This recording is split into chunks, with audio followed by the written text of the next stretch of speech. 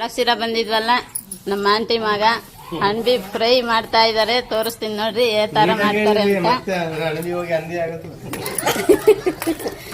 ಇವೆಲ್ಲ ಅಣಬಿ ತೊಳೆದು ನೀರ್ನಾಗ ಹಾಕಿವ್ರೆ. ಈರುಳ್ಳಿ, ಟೊಮೆಟೆ ಹಣ್ಣು, ಮೆಣಸಿನಕಾಯಿ ಎಲ್ಲ ರೆಡಿ ಮಾಡ್ಕೊಂತಾವ್ರೆ. ರೆಡಿ ಮಾಡೋದು ತೋರಿಸ್ತೀನಿ. ಹಂಗಿರೋ ಅಣಬಿ ಎಲ್ಲ ಹಿಂಗೆ ಎರಡು ಮಾಡಿ ಎಲ್ಲ ರೆಡಿ ಮಾಡಿ ಇಕ್ಕಬೇಕು. ಎಲ್ಲ ರೆಡಿ ಮಾಡ್ಕೊಂತಾ ಇದಾರೆ.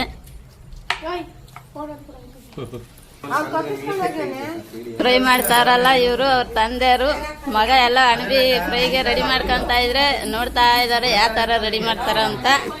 ಗ್ಯಾಸ್ ಹಚ್ಚಾರೆ, ಇದೇ ಅವ್ರದ್ದು ಅಡಿಗೆ ಮನೆ. ಫ್ರೈಗೆ ಬಾಣ್ಲಿ ಇಕ್ಕಾರೆ, ಎಲ್ಲ ರೆಡಿ ಮಾಡ್ತಾವ್ರೆ. ಎಣ್ಣೆ ಸ್ವಲ್ಪ ಎಣ್ಣೆ ಹಾಕವ್ರೆ. ಇವರು ಅವ್ರ ಹೆಂಡತಿ ಜೋಡಿ ಇಬ್ರು ಫ್ರೈ ಮಾಡ್ತಾರೆ. ಜೊತೆಗೆ ಅವ್ರ ಜೋಡಿ ಈರುಳ್ಳಿ ಹಾಕಿವ್ರೆ. ಪುದೀನ, ಕಬ್ಬೇವಿನ ಸೊಪ್ಪು ಹಾಕಿ ಮತ್ತೊಂದು ಸಾರಿ ಎಲ್ಲ ಫ್ರೈ ತರ ಆಡಿಸ್ಯಾರಲ್ಲ. ಹಸಿರುಗಾಯಿ ಎಲ್ಲ ಹಿಂಗೆ ಚಮಚ ತಗೊಂಡು ಎಲ್ಲ ಆಡಿಸಿ ಒಂದು ಸ್ವಲ್ಪ ಹೊತ್ತು ಬಿಟ್ಬಿಡ್ಬೇಕು. ಸ್ವಲ್ಪ ಕಸ್ತೂರಿ ಮೆಂತೆ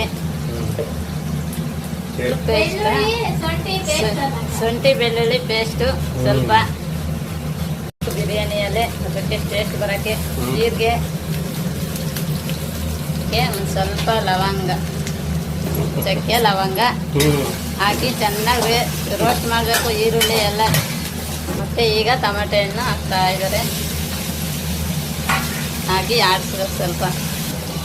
ರೈಸ್ ಜೊತೆಗೆ ರೈಸು ರೆಡಿ ಮಾಡ್ತಾ ಅವ್ರು. ಆ ಕಡೆ ಒಲೆಗೆ ರೈಸ್ ರೆಡಿ ಆಗ್ತಾ ಐತೆ ಅದ್ರಾಗೆ ನೋಡಿ ಹಾಕಿ ಸ್ವಲ್ಪ ಮತ್ತೆ ಸರಿ ಎಲ್ಲ ತಿರುಗಬೇಕು.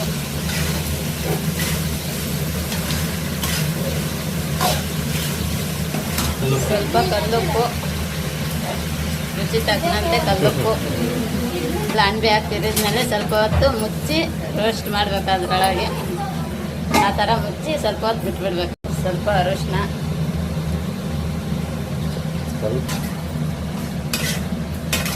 ಸ್ವಲ್ಪ ಗರಂ ಮಸಾಲ ಪುಡಿ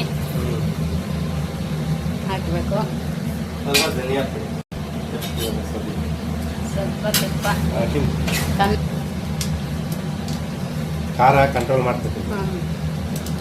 ಉಪ್ಪು ಖಾರ, ಒಂದು ಗ್ಲಾಸ್ ನೀರು. ರೈಸಿಗೆ ಬೇಕು ಅಂದ್ರೆ ಸ್ವಲ್ಪ ನೀರು ಹಾಕ್ಬೇಕು. ಇಲ್ಲ ಅಂದ್ರೆ ಫ್ರೈಗೆ